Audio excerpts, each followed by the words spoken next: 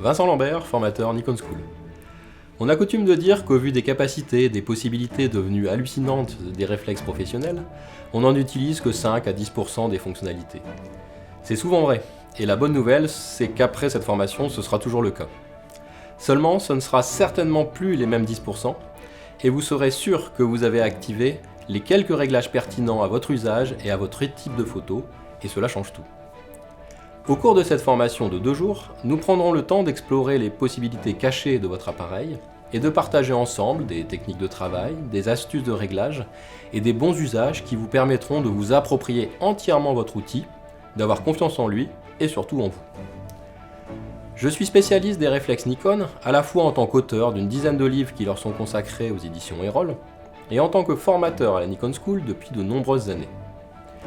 J'ai ainsi pu suivre l'évolution et les améliorations au fil des générations d'appareils, et serai en mesure de vous aider à migrer d'un système à un autre, ce qui pose souvent souci aux photographes ayant acquis une bonne connaissance de son appareil précédent, mais se sentant perdu avec le nouveau plus récent.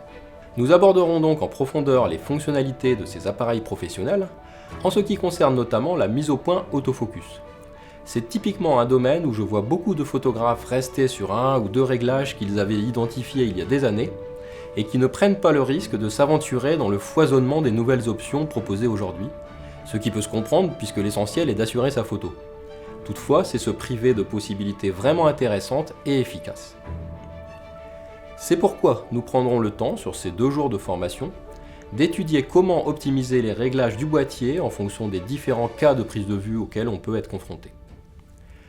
Nous étudierons aussi comment créer des jeux de réglages accessibles rapidement et réglés aux petits oignons concernant la mise au point, l'exposition et le contraste, le rendu d'image et la balance des blancs pour ne citer que quelques exemples.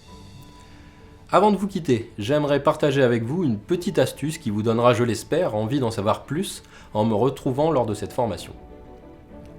Il existe, parmi les nombreuses options autofocus, un mode appelé suivi 3D qui, bien configuré, vous permettra de définir un sujet que l'appareil suivra automatiquement s'il se déplace dans le cadre. Cela constitue un mode très souple et très polyvalent qui pourra même être utilisé sur des sujets immobiles.